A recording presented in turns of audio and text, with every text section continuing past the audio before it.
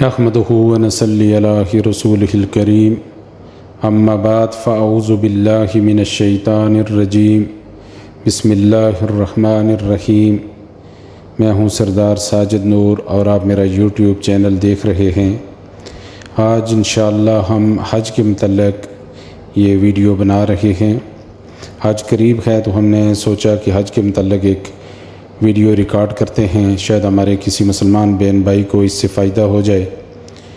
تو ہم اپنی ویڈیو کی طرف چلتے ہیں۔ اس کا پوائنٹ نمبر 1 ہے حج کی تیاری۔ سب سے گزارش ہے وہ لوگ خاص کر کے جو حج پہ جا رہے ہیں کہ حج پر جانے سے پہلے اچھے طریقے سے حج کی تیاری کر لیں۔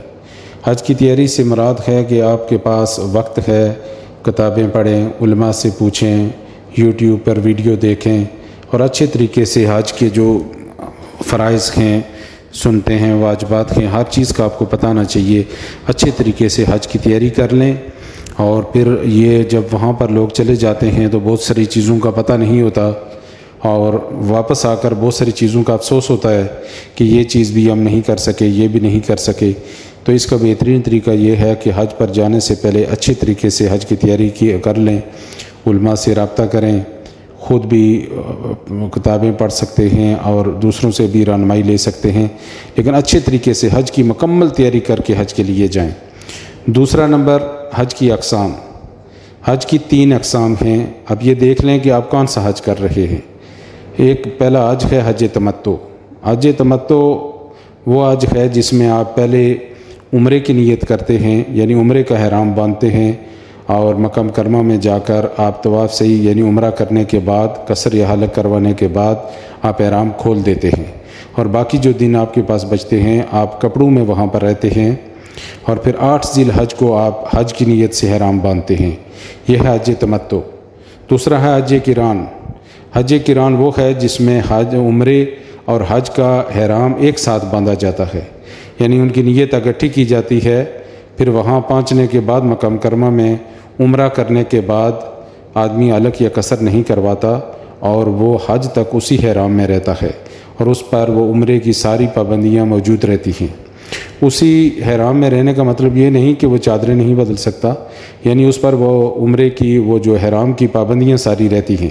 اس کو کہتے ہیں حج قران۔ اور تیسرا ہے حج افراد۔ حج افراد زیادہ تر وہاں کے مقامی لوگ کرتے ہیں، باہر کے بھی کر سکتے ہیں۔ اس کا طریقہ یہ ہوتا ہے کہ آپ 8 ذی الحج کو میقات سے آپ ڈائریکٹ احرام حج کی نیت سے باندھیں، عمرہ کریں، طواف کریں، اور اس کے بعد آپ حج کے لیے چلے جائیں، یعنی اس میں عمرہ نہیں ہے۔ باقی حج تمتع اور حج قران میں عمرہ ہے، اور یہ دیکھ لیں کہ آپ کون سا حج کر رہے ہیں۔ زیادہ تر جو لوگ یہاں سے جاتے ہیں، پاکستان سے یا دوسرے ممالک سے آتے ہیں، ان کی اکثریت حج تمتع کرتی ہے۔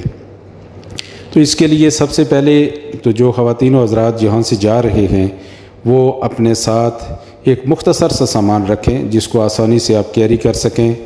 آپ کے پاس ایک لیگیج آنا چاہیے جس میں آپ کے کپڑے ہوں، اور ایک ہینڈ کیری، بس اس سے زیادہ سامان آپ کے پاس نہیں آنا چاہیے۔ تقریباً 3 سوٹ کپڑے رکھ لیں۔ اپنی جو بنیادی ضرورت کی چیزیں ہیں، تولیہ ہو گیا، کنگھی ہو گئی، یا یہ مسواک ہو گیا، یا باقی جو ٹوتھ برش برش وغیرہ جو آپ استعمال کرتے ہیں، اس طرح کی چیزیں آپ اپنے ساتھ رکھ لیں، کیونکہ یہ چیزیں وہاں پر جا کر فوری طور پر آپ کو نہیں مل سکتی یا مہنگی ملتی ہیں۔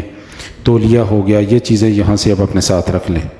عورتیں اپنا اچھا لباس بنوائیں، باپردہ لباس ہو، پھر وہ اپنے ساتھ 2 عبایات رکھ لیں جو وہاں پر استعمال کریں گے۔ آپ عمرے کے دوران، حج کے دوران بھی استعمال کریں گے، اور ایک سپیئر ہونا چاہیے کہ جب کبھی آدمی دھونے کے لیے دیتا ہے تو تاکہ آپ کے پاس سپیئر موجود ہو۔ مردوں کے لیے 2 احرام کے جوڑے آنے چاہیے تاکہ حسب ضرورت اگر کبھی بدلی کرنا پڑے یا دھونے کے لیے دینا پڑے تو آپ کے پاس حج یا عمرے کے دوران دوسرا احرام موجود ہو۔ مرد حضرات جو ہیں وہ اپنا ایک احرام ہینڈ کیری میں رکھیں، کبھی بھی دوسرے لیگیج میں نہ ڈالیں جو آپ نے جمع کروانا ہوتا ہے، کیونکہ جو سامان آپ کا یہاں پہ جمع ہو جاتا ہے وہ آپ کو جا کے جدہ ایئرپورٹ پر ملتا ہے، اور میقات راستے میں آتی ہے، احرام آپ نے راستے میں باندھنا ہوتا ہے، تو بہتر ہے کہ آپ اپنا احرام اپنے جو ہینڈ کیری ہے اس میں رکھیں۔ جب آپ ایئرپورٹ پر پہنچ جائیں تو وہاں پر گھر سے ہی جب آپ نکلیں تو اچھے طریقے سے حج کی تیاری کر لیں، غسل کریں، اپنے جسم کو صاف کریں، ناخن تراشیں، جو جسم کے فالتو بال ہیں ان کو صاف کریں اور خوشبو لگائیں، اور پوری تیاری سے کر کے کہ آپ اللہ کے گھر کی طرف جا رہے ہیں تیاری سے نکلیں۔ اور میں مرد حضرات جو ہیں ان سے یہی گزارش ہے کہ وہ ایئرپورٹ پر یہ احرام باندھ دیں، کیونکہ جب جہاز میقات سے گزرتا ہے ایک تو ٹائم تھوڑا ہوتا ہے، دوسرا یہ ہے کہ جہاز کے اندر احرام باندھنا مشکل ہوتا ہے اور وہاں پہ آدمی احرام نہیں باندھ سکتا۔ تو اس کا بہترین طریقہ یہ ہے کہ آپ ایئرپورٹ پر ہی احرام باندھیں، یہاں پر ہی 2 نفل پڑھ کے آپ عمرے کی نیت کر لیں۔ اگر آپ حج تمتع کر رہے ہیں تو عمرے کی نیت کر لیں، بس یہاں سے ہی آپ پر جو احرام کی پابندیاں ہیں وہ شروع ہو جاتی ہیں۔ یعنی آدمی شکار نہیں کر سکتا، ناخن نہیں کاٹ سکتا، بال نہیں کاٹ سکتا، اور بہت ساری اور چیزیں جو پابندیاں ہیں جو عام حالات میں جو جائز چیزیں ہیں ان پر بھی پابندیاں لگ جاتی ہیں۔ اور عورتوں کا جو اپنا لباس ہوتا ہے وہی ان کا احرام ہوتا ہے، بس عبایا استعمال کریں اور باپردہ لباس سے استعمال کریں، اور یہ چیز خیال رکھیں کہ آپ بہت مقدس مقام پہ جا رہے ہیں اور وہاں پر کوئی ایسا عمل نہ ہو جو اللہ کی ناراضگی کا باعث بن جائے۔ دوسری بات یہ کہ جب آپ یہاں ایئرپورٹ سے جائیں تو کوئی بندہ اگر آپ کو کوئی پارسل دے، کوئی چیز وہاں ایئرپورٹ پر دے، یا پہلے کہ یہ لے جائیں وہاں پر میرا کوئی آدمی ہوگا اس کو دے دینا، تو ہرگز نہ لیں۔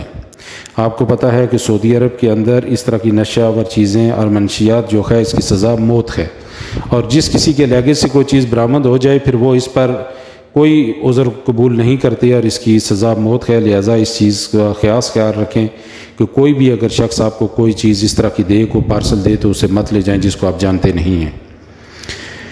جہاں سے انشاءاللہ جب آپ جدہ میں پہنچیں گے تو وہاں پر آگے معلمین کا اپنا ایک سسٹم ہوتا ہے، اس کے مطابق وہ لوگ آپ کو مکہ مکرمہ لے جائیں گے۔ جو ضرورت کا سامان ہو وہ بلڈنگ میں جا کے رکھیں، اگر آپ تھکے ہوئے ہیں تو آرام کر لیں، وہاں پہ وضو کریں اور پھر وہاں سے آپ عمرے کے لیے جائیں۔ جب حرم میں جائیں تو وہاں پر کیونکہ بہت زیادہ رش ہوتا ہے، اگر بندہ پہلی دفعہ گیا ہے تو بھولنے کے بہت زیادہ چانسز ہوتے ہیں وہاں پر، تو اس کا بہترین طریقہ یہ ہے کہ حرم کے چند معروف دروازے ہیں، بڑے دروازے جو ہیں، جس طرح باب العبدالعزیز ہے، باب الفات ہے، باب العمرہ ہے، باب الفتح ہے، یا اس طرح باب السلام ہے، اس طرح کے معروف دروازے ہیں۔ تو جس بھی کسی بڑے دروازے سے آپ داخل ہوں اس کا نام پڑھ کے وہ نشانی رکھ لیں، اور گروپ کی صورت میں جائیں، یا اگر آپ کی اپنی فیملی ہے تو فیملی کی صورت میں جائیں، اور جس دروازے سے آپ داخل ہوں اس کا نمبر بھی پڑھ لیں اور اس کا نام بھی پڑھ لیں، اور یہ طے کر لیں کہ اگر اندر کوئی بندہ بھول جاتا ہے تو وہ اپنا طواف صحیح پوری کرے اور عمرہ پورا کرنے کے بعد اس جگہ پر آ جائے اور اس جگہ پر ہم ملیں گے۔ اس طرح انشاءاللہ آپ کو پریشانی نہیں ہوگی، کیونکہ جب آپ اندر جائیں گے تو بہت رش ہوتا ہے طواف میں، صحیح میں، اور بہت حد تک چانسز ہوتے ہیں کہ فیملیز یا جو گروپ ہوتا ہے وہ الگ الگ ہو جاتے ہیں۔ تو اس پریشانی سے بچنے کے لیے بہترین طریقہ یہ ہے کہ آپ باہر جس دروازے سے داخل ہوں اس کا نام اور نمبر پڑھ لیں اور وہ نشانی رکھ لیں۔ حرم کے اندر جانے سے بعد انشاءاللہ سب سے پہلے بیت اللہ پر جب آپ کی نظر پڑے گی تو وہاں پر ٹھہریں، خوب دعائیں مانگیں اپنے لیے، اپنے ملک کے لیے، امت مسلمہ کے لیے، اپنے ان بہن بھائیوں کے لیے جن کو ابھی تک اس جگہ پر جانا نصیب نہیں ہوا، کہ اللہ تبارک تعالیٰ یہ دعا کریں کہ اللہ ہمارا آنا قبول فرما، اور جو ہمارے بہن بھائی نہیں آ سکے ان کو آنے کی توفیق عطا فرما۔ یہ دعائیں کرنے کے بعد اس کے بعد آپ طواف شروع کریں۔ طواف حجر اسود سے شروع ہوتا ہے، اور آپ جب چکر کاٹ کے واپس حجر اسود پہ آتے ہیں تو ایک چکر پورا ہوتا ہے۔ اس طرح آپ نے 7 چکر لگانے ہیں۔ ہر چکر میں اگر موقع ملے تو حجر اسود کو بوسہ دینا چاہیے، نہیں تو ہاتھ کے اشارہ کر کے آپ یعنی دوسرا چکر شروع کر سکتے ہیں۔ اس طرح آپ نے 7 چکر لگانے ہیں، اور انشاءاللہ پھر آپ کا طواف مکمل ہو جائے گا۔ اس کے بعد حرم کے اندر جہاں بھی کہیں جگہ ملے وہاں پر جا کر آپ 2 نفل پڑھ سکتے ہیں۔ یہاں پر کتابوں میں لکھا ہوتا ہے، کچھ لوگ یہ پڑھ کے جاتے ہیں کہ مقام ابراہیم پر ہی نفل پڑھنے ہیں۔ حج کے دوران وہاں پہ بہت رش ہوتا ہے اور ممکن نہیں ہوتا، لوگ نماز شروع کر دیتے ہیں، اپنی عبادت بھی خراب کرتے ہیں اور دوسروں کی عبادت بھی خراب کرتے ہیں۔ اس کا آپ خاص خیال رکھیں کہ وہاں پہ ایسا نہ کریں، بلکہ حرم کے اندر جہاں بھی کہیں آپ کو جگہ ملے وہاں پہ جا کے آپ نفل پڑھ لیں۔ اس کے بعد آپ صفا مروہ جائیں، صفا سے لے کے مروہ تک 1 چکر ہے، پھر مروہ سے صفا تک 1 چکر، اس طرح 7 چکر لگانے ہیں۔ یہ 7 چکر لگانے کے بعد الحمدللہ آپ کا عمرہ کمپلیٹ ہو گیا۔ اس کے بعد مرد حضرات جو ہیں وہ حلق یا قصر کروائیں گے، اور عورتیں اپنے سارے بال جو ہیں وہ اکٹھے کر کے ایک پورے کے برابر بالوں کو کاٹ دیں، تو پھر آپ کے اوپر سے احرام کی جو پابندیاں ہیں وہ ختم ہو جائیں گی، اور الحمدللہ آپ کا عمرہ کمپلیٹ ہو گیا۔ اس کے بعد آپ کے پاس جتنے بھی دن ہیں وہاں پہ رہنے کے لیے، تو زیادہ سے زیادہ کوشش کریں کہ آپ زیادہ سے زیادہ طواف کریں۔ طواف سب سے افضل عبادت ہے، اور جہاں پر بھی آپ اپنے ملک میں ہوں، دنیا کے جس مقام پر بھی ہوں، آپ نوافل بھی پڑھ سکتے ہیں، آپ قرآن پاک بھی پڑھ سکتے ہیں، ہر طرح کی عبادت ممکن ہے، لیکن طواف بیت اللہ کے ساتھ خاص ہے، یہ عبادت کہیں اور نہیں ہو سکتی۔ اس لیے آپ کو جتنا وہاں پر وقت ملے آپ زیادہ سے زیادہ طواف کریں۔ کہتے ہیں کہ ہم نے علماء سے سنا ہے کہ ہر وقت حرم پر 120 رحمتیں اللہ کی نازل ہوتی ہیں، جس پر 60 رحمتیں طواف کرنے والوں پہ نازل ہوتی ہیں، 40 رحمتیں وہ لوگ جو باقی ذکر اذکار کرتے ہیں، نوافل پڑھتے ہیں، قرآن پڑھتے ہیں، ذکر اذکار کرتے ہیں، ان پہ نازل ہوتی ہیں، اور 20 رحمتیں ان لوگوں پر جو کچھ نہیں کرتے بس بیت اللہ کو دیکھتے ہیں، 20 رحمتیں ان پر بھی نازل ہوتی ہیں۔ تو سب سے افضل عبادت جس پر 60 رحمتیں ہیں وہ طواف ہے۔ تو زیادہ سے زیادہ کوشش کریں، جتنا آرام سے آپ طواف کر سکتے ہیں وہاں پہ طواف کریں، اللہ ذکر اذکار کریں، اور پھر آپ کو 8 ذی الحج سے آپ کے حج کے ایام شروع ہوتے ہیں۔ یہ 5 دن ہوتے ہیں، 8 تاریخ سے شروع ہو کر 12 تک رہتے ہیں۔ 8 کو سب سے پہلے آپ نے اپنی بلڈنگ سے ہی وہ حسب ضرورت غسل کرنا ہے، وضو کرنا ہے، خوشبو لگائیں، اس کے بعد آپ احرام باندھیں۔ احرام باندھنے کے بعد آپ 2 نفل ادا کریں۔ نفل ادا کرنے کے بعد آپ عمرہ حج کی نیت کریں۔ حج کی نیت آسان اپنی زبان میں کریں کہ اے اللہ میں حج کی نیت کرتی ہوں یا کرتا ہوں، اس کو میرے لیے آسان بنا اور اس کو قبول فرما۔ یہ آسان نیت ہے۔ یہ نیت کرنے کے بعد تلبیہ پڑھیں۔ تلبیہ حرم کا حق ہے۔ جب آپ اللہ کے گھر کی طرف جا رہے ہیں، آپ نے احرام باندھ لیا اور آپ کا سفر اللہ کے گھر کی طرف ہے، تو کثرت سے تلبیہ پڑھیں۔ تلبیہ اچھے طریقے سے یاد کر لیں، اس کے معنی بھی سمجھ لیں۔ تلبیہ کیا ہے؟ لبیک اللہم لبیک لبیک لا شریک لک لبیک ان الحمد والنعمت لک والملک لا شریک لک۔ یہ الفاظ ہیں، اچھے طریقے سے اس کو یاد کر لیں، معنی بھی یاد کر لیں، تاکہ آپ کو پتہ ہو کہ میں کیا پڑھ رہا ہوں یا کیا پڑھ رہی ہوں۔ 8 ذی الحج کو انشاءاللہ بس یہ تلبیہ پڑھنے کے بعد آپ لوگوں کو جو آپ کے معلمین ہیں وہ بسوں میں بیٹھائیں گے اور مینا لے جائیں گے۔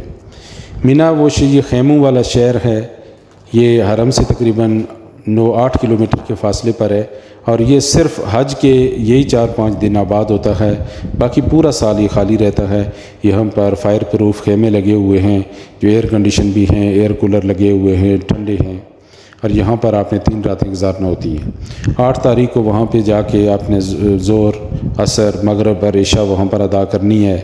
8 تاریخ کی جو رات ہے وہ بھی آپ نے مینا میں ہی گزارنی ہے، اور 9 تاریخ کو صبح فجر کی نماز پڑھنے کے بعد جب روشنی ہو جائے، سورج نکل جائے، اس کے بعد آپ وہاں سے عرفات کی طرف روانہ ہوں۔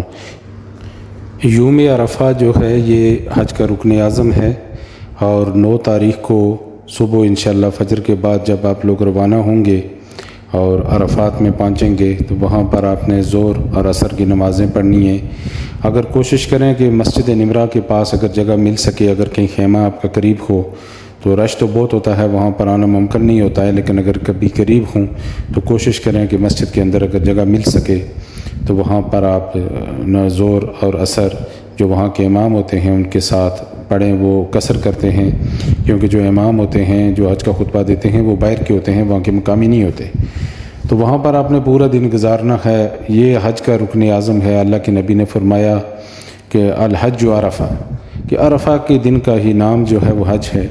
تو یہاں پر خوب عبادت کریں، اللہ کو یاد کریں، اپنے لیے، اپنی پوری امت مسلمہ کے لیے، اپنے ملک کے لیے دعائیں مانگیں، اور اپنے ان بہن بھائیوں کو جو یہاں نہیں آ سکے ان کے لیے دعائیں مانگیں، اپنے گناہوں کی بخشش کی دعائیں مانگیں۔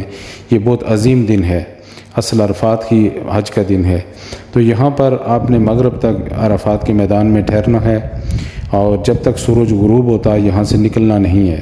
جب سورج غروب ہو جائے، مغرب کے ٹائم ہو جاتا ہے، تو مغرب کی نماز پڑھے بغیر آپ نے یہاں سے مزدلفہ کی طرف نکلنا ہے۔ اب عرفات سے مزدلفہ 9 کلومیٹر ہے، یہ مزدلفہ واپس آپ مینا کی طرف نکلیں گے، مزدلفہ مینا اور عرفات کے درمیان جو جگہ ہے اس کو کہتے ہیں، اور قرآن میں بھی اس کا ذکر ہے، اور یہ عرفات سے 9 کلومیٹر ہے۔ یہاں سے آپ نکلیں گے اور یہ سفر عام حالات میں تو 10-15 منٹ کا ہوتا ہے، لیکن اس دن اگر بہت ہی جلدی کو پہنچے تو وہ بھی 2-3 گھنٹے سے پہلے نہیں پہنچ سکتا، تو یہاں پہ کافی ٹائم لگ جاتا ہے۔ تو یہ چیزیں آپ کے ذہن میں آنی چاہیے، کافی صبر و تحمل کا مظاہرہ کرنا ہے۔ حج ایک مشکل اور جسمانی عبادت ہے، تو اس میں صبر سب سے بڑی بات ہے۔ اسی لیے اللہ تبارک تعالیٰ نے صاحب استطاعت لوگوں پر بھی زندگی میں ایک دفعہ فرض کیا ہے۔ تو وہاں سے جب آپ نکلیں گے مزدلفہ کی طرف، تو رات جب بھی آپ آ کر مزدلفہ میں پہنچیں، قرآن پاک میں بھی اس کا حکم اللہ نے دیا کہ جب آپ عرفات سے لوٹیں تو مشعر الحرام کے پاس رکیں اور اللہ کو یاد کریں۔ تو یہ وہی پوری وادی جو ہے وہ مشعر الحرام ہے، جو مزدلفہ ہے، جو یہاں پہ آپ آئیں گے۔ پہلے آپ نے آ کر مغرب پڑھنی ہے، پھر عشاء پڑھنی ہے۔ رات کو جس حصے میں بھی آپ کو آ کے پہنچیں تو آپ نے اسی ترتیب سے پہلے مغرب اور پھر عشاء پڑھنی ہے، پھر یہاں پہ آپ رات کو رکیں اور یہاں پہ عبادت کریں، اور اسی میدان سے آپ نے جو شیطان کو کنکریاں مارنی ہیں وہ بھی آپ نے یہاں سے اٹھانی ہیں۔ تو اگر آپ نے 12 تک رہنا ہے تو تقریباً آپ کی 49 کنکریاں بنتی ہیں، 5-10 زیادہ اٹھا لیں، اور اگر آپ نے 13 تک رہنا ہے تو پھر 70 کے قریب تقریباً آپ کی بنتی ہیں کنکریاں، اتنی اٹھا لیں۔ اگر آپ نے 12 کی رات بھی رہنا ہو تو 13 کی اگر ہمیں بھی کرنی ہو تو پھر 70 کے قریب آپ کنکریاں اٹھائیں۔ پھر یہ رات آپ نے یہاں پر مزدلفہ میں ہی گزارنا ہے، اور یہ بالکل یہاں پر کھلے آسمان میں لوگ ہوتے ہیں، یہاں پر خیمے کوئی نہیں ہوتے۔ آپ جب مینا میں ہوتے ہیں تو وہاں پر بھی خیمے ہوتے ہیں، عرفات میں بھی خیمے ہوتے ہیں، لیکن اس مزدلفہ کے اندر کوئی خیمہ نہیں ہوتا۔ یہاں پر آپ نے کھلے آسمان میں رہنا ہوتا ہے مزدلفہ میں۔ رات آپ یہاں پہ گزاریں گے۔ صبح آپ نے 10 تاریخ کو 10 ذی الحج کو صبح آپ نے فجر کی نماز مزدلفہ میں ادا کریں گے، اور وہاں پر آپ وقوف کریں گے۔ جب سورج طلوع ہو جائے تو اس کے بعد آپ نے وہاں سے مزدلفہ سے مینا کی طرف آنا ہے۔ مزدلفہ سے مینا جو ہے وہ تقریباً 5-5.25 کلومیٹر کا فاصلہ ہے۔ وہاں سے آپ نے مینا میں پہنچنے کے بعد سب سے پہلے جو آپ اگر خیمے میں جاتے ہیں، آپ کا جو اپنا ضروری سامان ہے وہاں پہ رکھیں، آرام کرنا چاہیں تو آرام بھی کر سکتے ہیں، یا اگر کیونکہ یہ کافی مصروف دن ہوتا ہے 10 ذی الحج کا، تو آپ نے اس دن کیونکہ اور کام بھی بہت کرنے ہوتے ہیں، تو سب سے پہلا کام جو مینا کے اندر آنے کے بعد ہوتا ہے وہ بڑے شیطان کی رمی ہے۔ بڑے شیطان کو کنکریاں ماری جاتی ہیں۔ پہلے دن جب 10 کو آپ آئیں گے، چھوٹے کو بھی نہیں ماریں گے، درمیان والے کو بھی چھوڑ دیں گے، اور سب بڑے کو مارنی ہیں۔ 7 کنکریاں آپ اس کو ماریں گے۔ مارنے کے بعد اگر آپ کو قربانی کا جو ٹائم آپ کو دیا گیا ہے اس کا آپ انتظار کریں، یا اگر آپ خود کر سکتے ہیں تو خود کریں۔ قربانی کرنے کے بعد آپ نے حلق کروانا ہے یا قصر کروانی ہے، عورتیں بھی اسی طرح اپنے بال کاٹیں گی 1 پورے کے برابر۔ اس کے بعد آپ احرام کی پابندیاں سوائے ازواجی جو تعلقات ہیں اس کے علاوہ ساری احرام کی پابندیاں آپ سے ختم ہو جائیں گی، اور آپ کپڑے بدل سکتے ہیں کہ احرام بدل کے غسل کر کے کپڑے پہن سکتے ہیں۔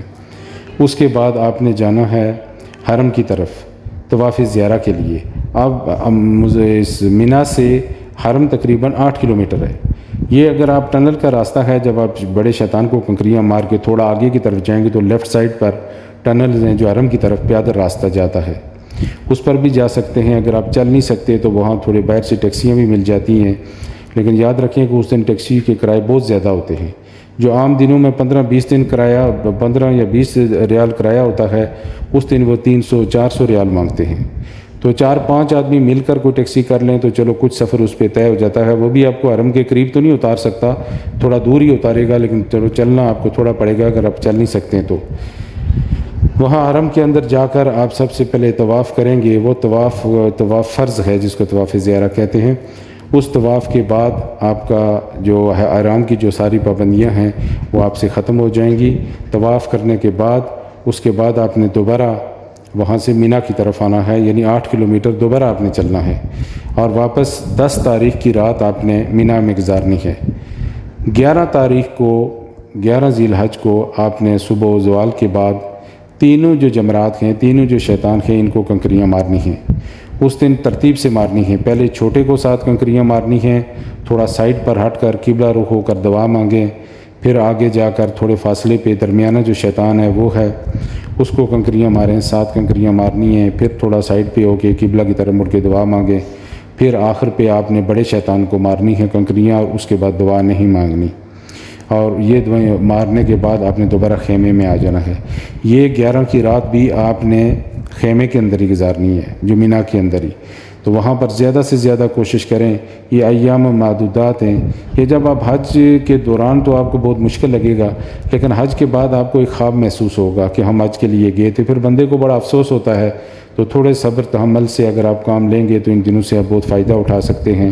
یہ 11 کی رات رہنے کے بعد 12 کی صبح آپ نے دوبارہ اسی ترتیب سے زوال کے بعد پہلے چھوٹے شیطان کو کنکریاں مارنی ہیں 7، اور سائڈ پر ہو کر قبلہ رخو کے دعا کرنی ہے، پھر درمیان والے کو اسی ترتیب سے 7 کنکریاں مارنی ہیں اور قبلہ رخو کر دعا مانگنی ہے، اور بڑے شیطان کو 7 کنکریاں مارنے کے بعد آپ نے دعا نہیں مانگنی، اور اس کے بعد آپ مینا سے نکل سکتے ہیں۔